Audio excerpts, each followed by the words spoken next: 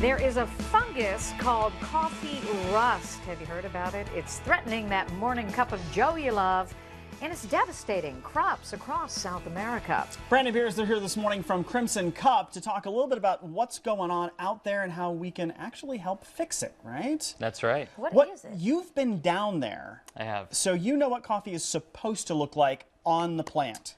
Yeah, so it's supposed to be red and very ripe and have a lot of leaves when it's complete. But Okay. the coffee rust affects the leaves, and it actually makes the leaves fall off the plant. So this is what no. it should look like. So that's a good picture of a plant from Guatemala. That is Bright red healthy? berries, Beautiful. thick leaves. Yep. All right, so let's take a look at the coffee rust plant. And what are we So seeing here? this is actually another healthy plant. Okay. This is Okay. Greg Hubert with one of our farmers, David Lopez, out of Honduras. Okay. And this is affecting crops from Guatemala and Honduras all the way down to Brazil. Yeah, all the way from Central to South America.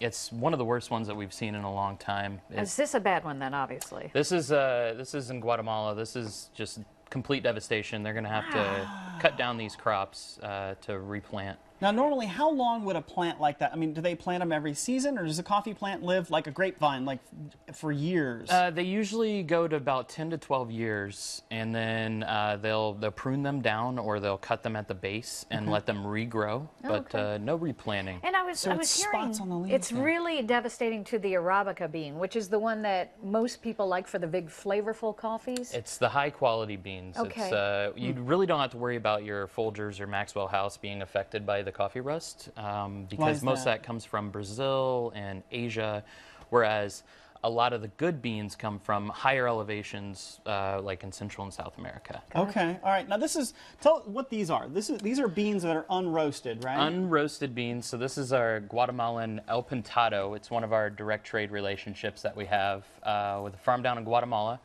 They were affected by the coffee rust, but we worked with the farmer and worked with a couple people local to try to help the farm and try to regrow the coffee so they become more sustainable, keep that high quality up. So you're able to actually intervene, you think, and there is a way to maybe turn this around? Yeah, absolutely. I mean, it takes a little effort on our part to work with them to make sure that they have the funding to continue to farm.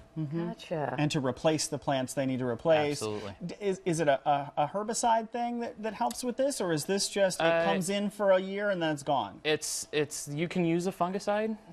It's made out of copper, and it actually, if you use it too much, it can actually hurt the soil and it become a toxin. So better to not use it at all and just wait for it to go away? Not at all, but the government just put in a $5 million contract with Texas A&M to research some of the coffee problems and try to come up with a solution. I think Okay. everybody's concern is how much is my cup of coffee going to go up?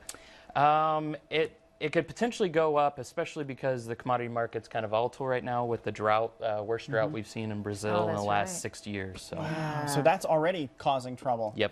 All right, so let's say we can still get our hands on some beans. Now, when you roast them, they go from this greenish color into that beautiful brown that we usually see, right? Correct. So then we can make some at home. Give us an idea of some of the techniques you've brought with you today. So we brought a Chemex and we brought a Hario V60, and what we want to do is I just wanted to show some tips on what you can do at home. Even if you're not using these, you can always pre-wet the filter. So that's one thing that I'd always want to do is make sure that I rinse the filter out, and this also heats the vessel here. So that you don't break it when you're putting boiling water in there. That's right. Okay. So then I'm going to take this and I'm going to empty it into this guy. Okay. And another tip is to make sure that you bloom your coffee. What does that mean? So that means that at the beginning, Now I see an H on the top of this. Is this one so of this your is Honduran? our Honduran El Socorro. So this is Okay. another direct trade relationship. What smell I'm going that. to do is So you bloomed. I'm blooming it. I'm putting a small amount of water on it. I don't want to brew it yet. I just want to allow the gases to be released so the fines or flavors can actually come through. So don't pour enough in there to actually Start brewing. start brewing the whole thing. Just a light. How much did you Little put in there? dash. Just like a We quarter go of a by cup? grams, so it'd Okay. be like 50 to 100 grams of water. So this looks like it. You probably can't see this at home because it's from way up on top. But can you guys see that over there? It's expanding. It's actually it's risen, almost like a loaf of bread would. It got like a bubble in it. The gases are starting to release, and it's starting to prime the coffee grounds to be brewed. Interesting. So then, at what point do you just go ahead and pour over So it? right now Now you're ready? you start in the middle, and you want to do a circular motion, and you want to just avoid the sides a bit because a lot of times the sides, the air can pass through and you'll over extract some of the coffee. Huh.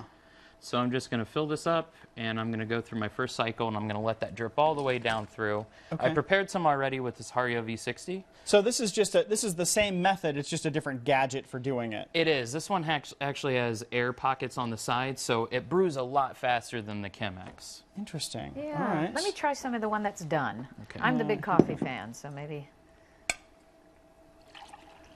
So this is our Guatemalan El Pintado. You should be Madame? tasting, it's a traditional Antigua coffee, so you'll taste some lemon notes, some orange notes, and maybe some dark chocolate. It's almost like wine tasting. It is. There's so nice. many, there's definitely a lot I'm of more flavors. of a tea You're a person tea guy, myself, but but let me try this. I love coffee, and that's delicious. Well, I don't think to do it that way, too. Isn't that Pretty nice? good. That is really nice. You know, it's funny. It's not until you say that we think about, because we do that with wine all the time. Yeah. It's like, oh, I can taste the berries or whatever. This, that, But and the you other. really do in Yeah. this. You do get those other flavors. It's suggestive. You definitely, if I tell you that there's dark chocolate in there, you're going to think to yourself, oh, there's that dark chocolate note. That was actually what I was getting, was a Yeah. little of that chocolate flavor. Absolutely. That's great. Here, you'll finish Well, that. I will. Yeah, Of course you absolutely. will. And thank you for bringing these Thank and showing you. us you can do it Thanks, yourself. Brandon. But We obviously, Absolutely. Crimson Cup, they're going to stay on top of this problem. Absolutely. And you can try out all of our Friend of Farmer coffees at our Clintonville shop. It's on High Street. Wonderful. Thank you, Brendan. Appreciate Yes, it. very much so. We'll be right back. Cheers. This is on its way through now, too.